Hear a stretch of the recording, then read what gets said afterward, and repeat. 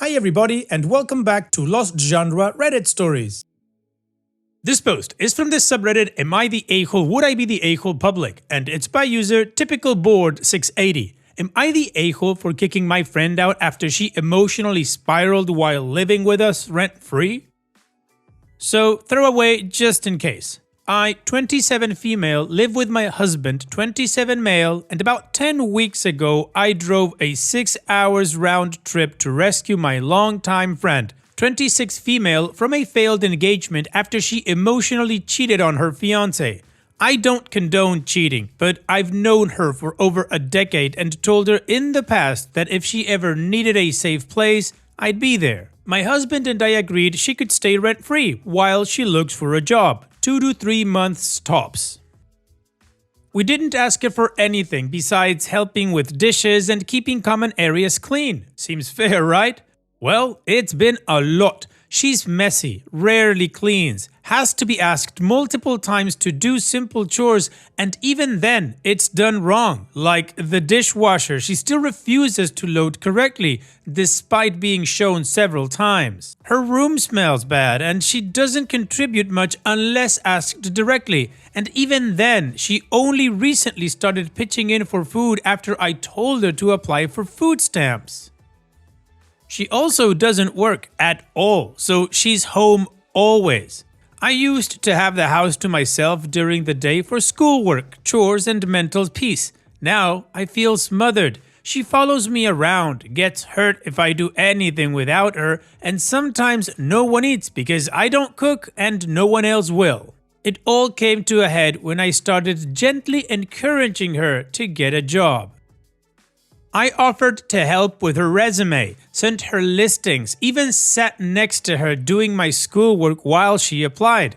She got super passive-aggressive, sighing, typing angrily, then snapping at me for suggesting she use ChatGPT to reword her resume. When I told her that was dramatic, she snapped. I snapped back, and we sat in silence. About 10 minutes later, I get a text from her saying she feels life-ending and is going to bed. That felt manipulative.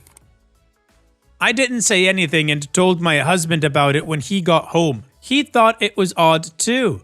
The next day, she said she was going to ask her therapist to commit her. After we go to the aquarium, which her mom bought us tickets for, I thought if it's that serious, we shouldn't delay. I checked on her and she was on the phone with her therapist, who called the cops and a crisis team. When they arrived, she was chatty and joking, but she asked me to drive her to the clinic instead of taking the ambulance to save money. And the whole ride, she kept saying, "I hope they keep me." At the facility, she switched into this helpless, baby-voiced version of herself.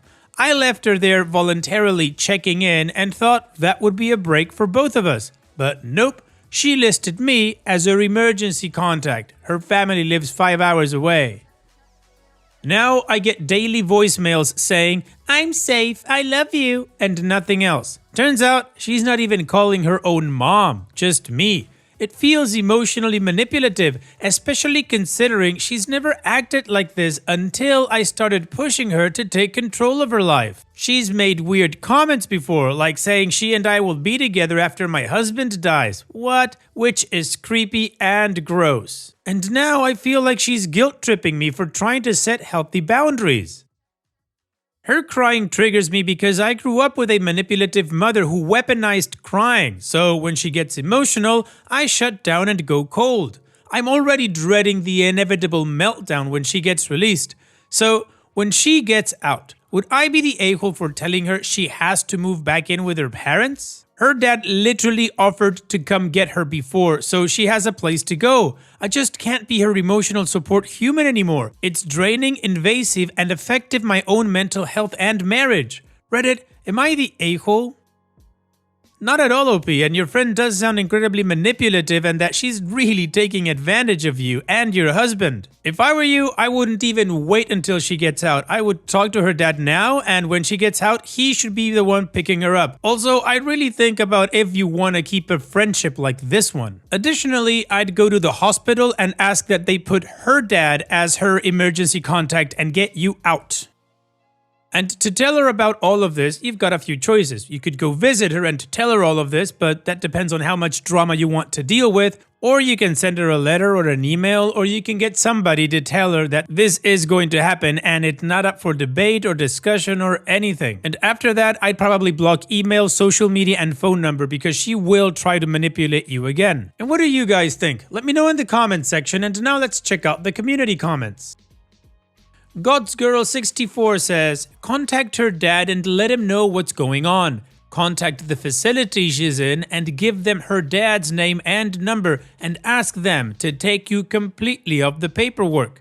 Tell them they need to call dad when she's ready to leave.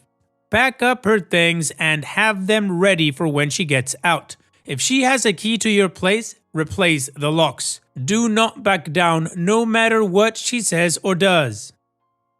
If she calls you, tell her that she needs to call her dad and let her know that he will be picking her up and taking her home with him once she's released. That will allow her to have her tantrum in the facility and she can't come back and say that you never told her she couldn't come back to your place. Distance from her until she is both therapy and med compliant, not the a-hole. Dusty Relic says, quote, crying triggers me because I grew up with a manipulative mother who weaponized crying, so when she gets emotional, I shut down and go cold. Wow, I always get pissed, I'm talking stone cold pissed, whenever someone cries, other than a little kid. This is why. I had never really put it together before I grew up with a mom who would fly into a horrible rage with screaming, cursing, and violence, and she would always finish it off with a good, self-pitying cry. This was supposed to make me feel sorry for my abuser and probably guilty too. I don't know why I never put that together before, it's so obvious. But when someone tries to manipulate me with tears, they are always disappointed to find that instead of caving into whatever they want, I dig in my heels and start getting really, really honest. And now back to you, OP, not the a-hole, and you can tell the hospital that you don't want to be contacted by them. You can even give them the father's number, if he's okay with that, and it sounds like he would be. You can end this at any time, including right now. Sometimes we have accumulated things in our lives, relationships, habits, possessions, even beliefs that may have been good for us at one time but no longer serve us. When something no longer serves you, it means it's no longer useful, helpful, or beneficial to your well-being, goals, or overall life path, and you should consider letting it go to make way for something better. It sounds like this friendship no longer serves you. And Opie responds, wow, thank you for sharing this. Your comment hit hard in the best way. That exact pattern you described, rage, chaos, and the crying for sympathy finale, that was my mom too. I learned young that crying didn't mean vulnerability, it meant manipulation incoming. So now, when someone cries, especially in a way that feels performative, my body immediately goes into defense mode. It's not that I don't have empathy, I just have to untangle whether it's real emotion or another tactic. It's wild how many of us carry that conditioning without realizing it until we see someone else articulate it so clearly, so thank you for that. And thank you for the reminder that I can step back right now. I really needed to hear that. Not everything has to drag on until it explodes. That phrase, no longer serves you, really resonates. This friendship may have had its place in my life before, but now it feels like dead weight I've been guilt-tripped into dragging around. Letting go doesn't have to make me the villain. Sometimes it just means I'm finally prioritizing my own peace. And Tube City says, I lived with a roommate for a few years in my mid-20s, and your experience is reminding me of that unstable, dangerous person I'd had to escape from. Her mental health is not your responsibility and her problems are not your fault. I'm not 100% sure what happened to my old roommate as I went no contact after she brought home multiple men she met while institutionalized to stay at our apartment for weeks on end and told me I had to deal with it. I just never stayed there again after that. I didn't feel safe at all. I broke the lease and left her to deal with the mess they made. You need to get her out of your house. You aren't a shelter and it's clearly negatively affecting you both as she is not able or perhaps just not willing to function as an adult. Let her parents deal with it and hopefully she is getting some help to become a more stable person. Not the a-hole unless you let her back into your home to continue destroying your peace. I would contact the hospital and advise you did not consent to being her emergency contact, but that might feel too harsh right now. My roommate was saying she'd make me her power of attorney, etc. And it's terrible to think you might be responsible for someone who's incapable of making good decisions, especially if they are going through a psychotic break like my roommate was. I hope you are able to find a good solution with minimal drama. OP's edit. Thanks for all the advice. While I completely agree with many of you that this situation has gone on for far too long, I can't just drop her like she's nothing. We've known each other for over a decade and were once connected through family by marriage. There's history there and I still care about her well-being. However, she's not on the lease and I doubt she would try to get the law involved. Also, she's still afraid her ex might get the cops involved in their breakup. They won't, she's just delusional. And she knows that my family would definitely be the first to get the courts involved if need be. Our families have been to court before, unrelated to us. That said, I did take some of your advice and reached out to her dad. I let him know that as much as I wanted to be there and support her, I just can't give her the level of help she needs right now, especially after everything that's happened.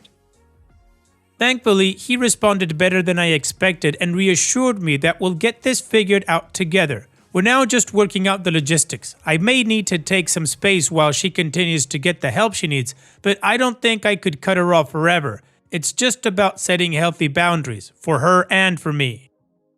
Alright, well, the community agreed that OP was not the a-hole and that she needed to get rid of this friend as soon as possible, which OP is kinda doing in a way. So let's move on to the update to see how this story ends. After speaking with her dad at length to work out the logistics, I just wanted to give everyone what will hopefully be the final update on this whole situation. Her dad really understood where I was coming from. He took the initiative to call the facility, had me removed as her emergency contact, replaced himself in that role, and let them know he would be the one picking her up upon discharge. He also talked to her directly and told her she would be moving in with him.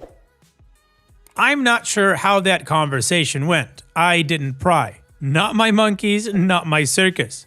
She was released today. Her dad followed through, picked her up, and brought her to my place to grab her things. They were here for maybe 2 hours. She took a shower while he packed most of her stuff. I made small talk with him, he thanked me for everything I've done for her, and I told him, truthfully, that I just want what's best for her. Toward the end, while we were having a light-hearted conversation about his town, which is also my hometown, and how things have changed, she suddenly came out, avoided eye contact, and flatly said, "This is the last of my stuff, we can go now." The whole time she was here, she barely acknowledged me. She was laughing and talking with her dad, but the moment I entered the room, it was like a switch flipped. She shut down completely. Honestly, it is what it is. I got my answers. She was being manipulative toward me. Because how else do you explain being angry at the person who got you the help you said you needed? I didn't just talk, I showed up. When her relationship ended and she needed a ride, I was there that day, no matter the distance or the weather. I gave her shelter, food, and only asked for basic respect. When she told me she was life-ending, I drove her to the clinic to get help. And when I realized she needed more support than I could give, I reached out to her family so she wouldn't be alone. But I get the sense that while she was in the facility, she probably only reflected on what went wrong in her last romantic relationship, not ours.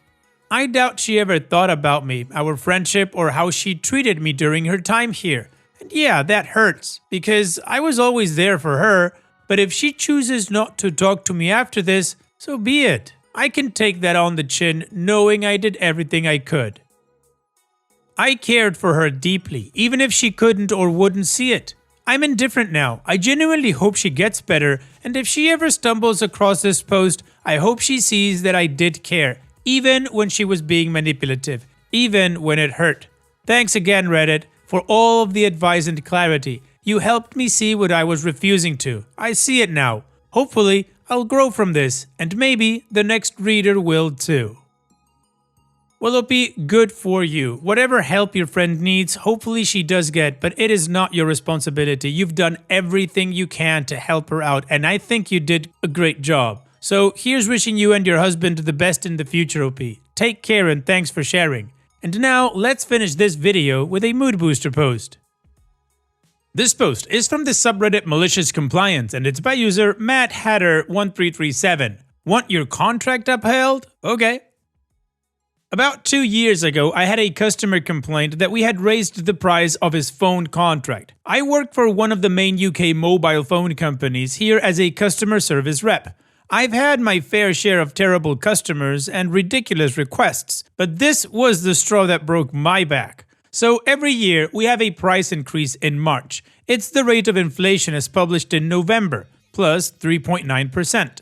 This is in all contracts, has been for as long as I've worked here. Every year we send a letter out in February to let people know, and every year we get calls asking, "What the F is this?" Most of the time, I deal with these fairly well. I explained they agreed to it in their contract and occasionally read the exact part of said contract. What makes it more delicious is if they've bought it in the store. They have a physical copy. So I ask, "Do you see where you signed your name in the box that says I have read and understand the terms and conditions of the contract?" Well, just above there, the box above that says, "I understand that as of March the price will increase by the rate of CPI plus 3.9%, and that normally ends those arguments. Well, one day I'd spent all day dealing with these calls, and I get a guy call. Let's call him Kevin. He complains about the price increase, saying how he never agreed to it in his contract, that his contract says it's, let's say, £30. He says that's what he'd agreed to, no more, no less. He would never agree to something where the price was going to change. After the normal back and forth of explaining how all companies do it, not just us, petrol, food shops, books, everything, but he was having none of it. Around about the time most people accept and give up, he was still going strong. Going in loops repeating the same arguments I've shot down already. At one point, he says he never read it, so it shouldn't apply. I asked him, "Sir, if you don't read the 30 miles per hour speed limit sign and do 70 miles per hour there, you will still get stopped by the police. Just because you didn't read it doesn't mean it's not correct. Besides, you signed the box that said that you had read it, so I'm afraid you were aware of it." Now, that was perhaps me allowing my emotions to get in the way, but he did not like that at all. He said if he doesn't get the contract reverted to what he agreed, he would cancel his direct debit and see us in court. Cue malicious compliance. I noticed earlier during the conversation that his contract was actually a £60 and that his first 3 months were half price. But the agent who added the discount added an undated 50% discount instead of the 3-month discount that Outer removes. Well, given that call was an hour long and I was overdue my break, I finally said, "Okay sir, on this occasion I am willing to waive the price increase for you and revert your plan to its original agreed upon price.